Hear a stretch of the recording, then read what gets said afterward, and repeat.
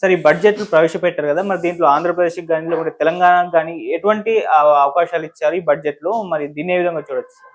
అంటే ఇక్కడ బడ్జెట్ లో ఆంధ్రప్రదేశ్ కి ప్రత్యేకంగా మనం చూడక్కర్లేదు, లేదా తెలంగాణకు ప్రత్యేకంగా చూడక్కర్లేదు. ఓకే.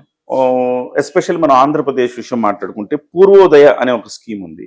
ఆ స్కీమ్ లో బీహారు, అలాగే జార్ఖండ్, ఒడిస్సా, వెస్ట్ బెంగాల్, ఆంధ్రప్రదేశ్ ని చేశారు. ఆంధ్రప్రదేశ్ వెనకబడి ఉంది కాబట్టి, ఇప్పుడు విభజన తర్వాత నష్టాల్లో ఉంది కాబట్టి ఆంధ్రప్రదేశ్కి అవకాశం ఇచ్చారు.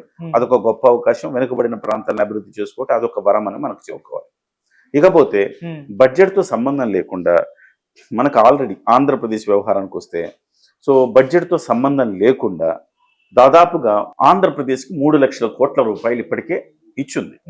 ఇప్పుడు రాబోయే రోజుల్లో కూడా బ్రహ్మాండమైన నిధులు రెడీగా ఉన్నాయి కేంద్రంలో. అవి తెచ్చుకోవాలి. తెచ్చుకోవటానికి కావాల్సింది ఏంటంటే ఒక విజను, ఒక సమర్థత కావాలి. ఆ విజను, సమర్థత ఉన్న నాయకులు మన దగ్గర ఉన్నారు. ఎస్పెషల్లీ చంద్రబాబు గారికి ఉన్న విజన్ కావచ్చు, అటువైపు పవన్ కళ్యాణ్ గారికి ఉన్న నిబద్ధత కావచ్చు, ఆయనకున్న సమర్థత కావచ్చు. సో ఇలాంటి ఒక జోడు గుర్రాల స్వారీ నడుస్తూ ఉన్నప్పుడు ఆటోమేటిక్ గా బోల్డ్ అండ్ నిధులు తెచ్చుకుంటారు. సో రక్షణ రంగానికి 4,91,000 కోట్లు మనకి కేటాయింపులు జరిగినాయి. రక్షణ రంగం అత్యంత ప్రాధాన్యతనిచ్చారు కాబట్టి మనకు అవసరం కూడా. ఇటు పాకిస్తాన్ ఉంది, అటు చైనా ఉంది. ఈ మధ్య కాలంలో మనం ఈ మధ్యలో ఉన్నాం కాబట్టి మనం రక్షణ పరంగా మనం బడ్జెట్ అత్యధికంగా కేటాయించాలి. అన్ని రంగాలతో పోలిస్తే రక్షణ బడ్జెట్ దాదాపు 5 లక్షల కోట్లు అని చెప్పాలి.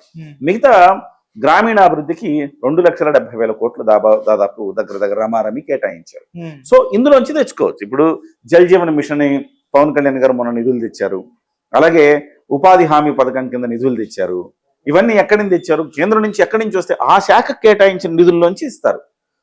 100 రూపాయలు కేటాయించారు ఒకదానికి. ఎవరి శక్తి మీరు వాడు దాంట్లోంచి గుంజుకు రావాలా. ఇప్పుడు పవన్ కళ్యాణ్ లాంటి నాయకుడు ఉన్నాడు కాబట్టి తేగలిగాడు. ఇప్పుడు చంద్రబాబు నాయుడు గారి నిబద్ధత ఉంది కాబట్టి, ఒక విజనరీ ఉంది కాబట్టి ఇలా చేద్దాం అనుకుని ఉమ్మడిగా వెళ్ళి అడిగి తెచ్చుకోగలుగుతున్నారు. సో ఆ రకంగా తెచ్చుకోగలగాలి. తెచ్చుకుంటారన్న ఒక హోప్ అయితే ఆంధ్రప్రదేశ్ వాసులకు అయితే డెఫినెట్ గా ఉంది.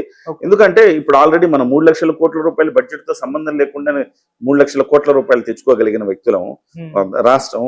ఇక బడ్జెట్ తో ఇవాళ రకరకాల శాఖలు ఉన్నాయి. ఐటీ శాఖ ఉంది. ఐటీ శాఖకి 1,00,000 కోట్లు ఇచ్చారు. 1,00,000 కోట్లు. రేపు నారా లోకేష్ గారు రేపు ఏదైనా రాయితీ ఇక్కడికి రండి మీకు రాయితీ ఇస్తామన్నారు. ఆ రాయితీని ఎక్కడి నుంచి చేస్తారు? ఆ రాయితీ కేంద్ర ప్రభుత్వం భాగం తీసుకుంటారు. తీసుకుని ఇట్లా చెప్తున్నామండి, మీరు కూడా కొంచెం సహకారం ఏంటంటే వాళ్ళు ఇస్తారు. పాఠశాల విద్యాశాఖకి 1,00,000 కోట్లు ఇచ్చారు. సో ఇట్లా ఉన్నదాంట్లో ప్రతి శాఖకి ఇచ్చి ఉంటారు కదా, ఆ శాఖలోంచి ఎవరి సామర్థ్యం మేరకు వాళ్ళు తెచ్చుకోగలిగారు. అలాంటి సమర్థవంతమైన నాయకత్వం ఆంధ్రప్రదేశ్ లో ఉంది కాబట్టి డెఫినెట్ గా ఆంధ్రప్రదేశ్ కూడా ఇది ఒక వరం అని చెప్పాలి. ఓకే. తెలంగాణ పరిస్థితి ఏ విధంగా సార్? మళ్ళీ నిరాశ ఎదురైందా లేకుంటే ఈసారి తెలంగాణ కూడా ఒక మంచి నాయకత్వం ఉంది. ఇవాళ బీజేపీ కూడా ఇక్కడ ఫేస్ సేవింగ్ ఉండాలి కదా. బీజేపీ రేపు పొద్దున ఎన్నికల్లో కొట్లాడాలంటే బీజేపీ కూడా తెలంగాణకు అన్యాయం చేస్తే కొట్లాడగలుగుతుందా? లేదు. ఇక్కడ కూడా పోటాపోటీ ఉంది.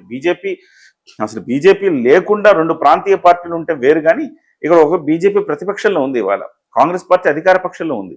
ఇవాళ ప్రతి అంశంలో కాంగ్రెస్ పార్టీ బీజేపీని దోషం చేస్తుంది సరైన నిధులు లేకపోతే. డెఫినెట్గా వీళ్ళు కూడా సమర్థవంతంగా కావాలంటే కిషన్ రెడ్డి చెప్తాడు మేము తెచ్చాము, సో మేము ఒక మంత్రిగా నేను పోరాడి తెచ్చాను దీనికంటే. ఎలా తెచ్చినా ఏం తెచ్చినా తెలంగాణ ప్రజలకైతే వస్తాయి కదా. సో ఆ రకంగా సముచితమైన ప్రాధాన్యత ఉంటుంది. కాకపోతే ఇక్కడ మెన్షన్ చేసిన బీహార్కి అత్యధిక ప్రాధాన్యత ఇచ్చినట్టుగా మనకు కనపడింది. బీహార్కు చూస్తే కనుక గ్రీన్ఫీల్డ్ ఎయిర్పోర్ట్ ఒకటి శాంక్షన్ చేశారు. National institute of food technology ఒకటి శాంక్షన్ చేశారు. ఎంటర్ప్రినర్షిప్ అండ్ మేనేజ్మెంట్ ఒకటి శాంక్షన్ చేశారు. ఐఐటి పాట్నాలో సామర్థ్యాన్ని పెంచారు. వెస్టర్న్ కోసీ కెనాల్కి ఆర్థిక సాయం చేయడం ద్వారా 50,000 హెక్టార్లకు లాభం చేకూరుతుంది. ఇవి ప్రత్యేకంగా బడ్జెట్ లో బీహార్ ప్రస్తావన తెచ్చారు. దీనికి కారణం ఏంటంటే పొలిటికల్ రీజన్ ఉంది అక్కడ.